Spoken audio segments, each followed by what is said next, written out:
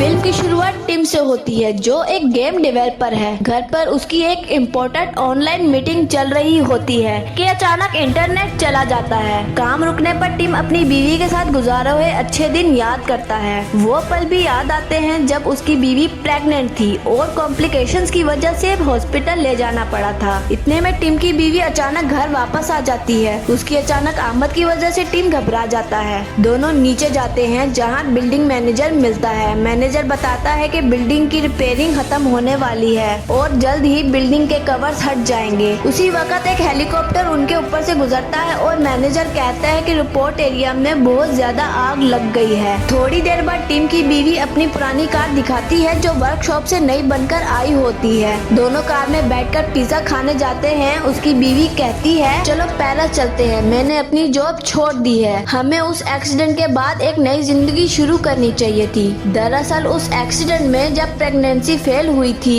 तो उनका बच्चा गुजर गया था। टिम कहता है मैं जॉब छोड़ नहीं सकता, जाना चाहता हूँ लेकिन अभी नहीं। तभी उसके ऑफिस से कॉल आती है और वो उसमें बिजी हो जाता है। रात को दोनों बेड पर लेटे होते हैं लेकिन नींद नहीं आती। टिम की बीवी चुपके से रो रही होती है। अगले दिन सुबह टिम उठता है तो देखता है कि उसकी बीवी सामान उठाकर जाने को तैयार है। वो कहती है तुम कभी नहीं बदलोगे, मैं तुम्हें छोड़कर जा रही हूँ। लेकिन जब दरवाजा खोलती है तो देखकर हैरान रह जाती है। रास्ते पर अजीब सी ब्रिक्स लगी होती हैं जो सब कुछ ब्लॉक कर चुकी होती हैं। वो समझती है कि शायद टिम ने कुछ किया है लेकिन टिम भी देखकर कंफ्यूज हो जाता है। विंडोज पर भी वही ब्रिक्स और हर तरफ से अपार्टमेंट बंद होता है। फोन सिग्नल डेड हो जाते हैं और वाईफाई खत्म हो जाता है। टिम देखता है कि फोन को जब ब्रिक्स के पास ले जाता है तो फोन डिस्टर्ब होने लगता है। दोनों ड्रिल मशीन से ब्रिक्स तोड़ने की कोशिश करते हैं लेकिन जरा सी भी स्क्रैच नहीं आती। तभी पड़ोस के रूम से चीख सुनाई देती है। दोनों वॉल में होल्ड करते हैं तो एक कपल मिलता है जो एक रात के लिए यहाँ रुका था लेकिन वो भी फंस चुके होते हैं। पानी सप्लाई भी बंद हो जाती है। टिम कहता है ये सब एक वीडियो गेम जैसा लगता है। उसकी बीवी गुस्सा करती है। गुस्से में टिम अपना फोन दीवार पर फेंकता है और देखता है कि फोन का चिप वॉल पर चिपक गया है। उसे समझ आता है कि वॉल मैग्नेटिक है। आयरन चीजें दीवार से चिपकती हैं लेकिन फिर हवा में उड़कर उन पर हमला करने लगती हैं। टिम जख्मी हो जाता है। उसकी बीवी उसे संभालती है। फिर दोनों एक और कपल से मिलते हैं, मार्विन और उसकी बीवी।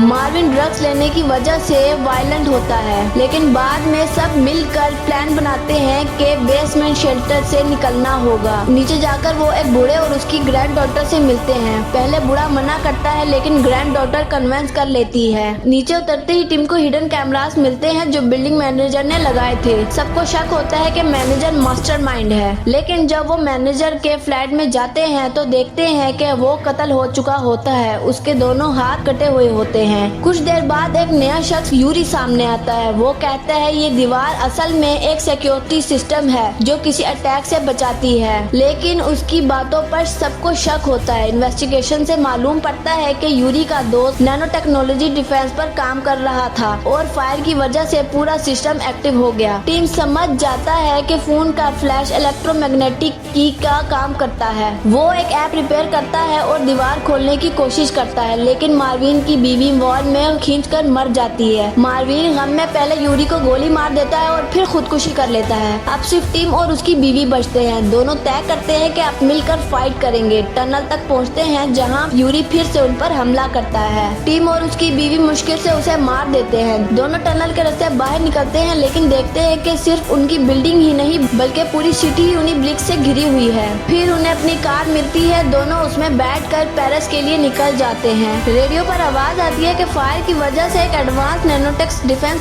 सिस्टम एक्टिव हो गया था जो अब पूरी सिटी को कैप्चर कर चुका होता है और यहाँ फिल्म खत्म होती है। तो दोस्तों ये फिल्म आपको कैसी लगी कमेंट्स में जरूर बताएं एंड हमारे चैनल को सब्सक्राइब करें।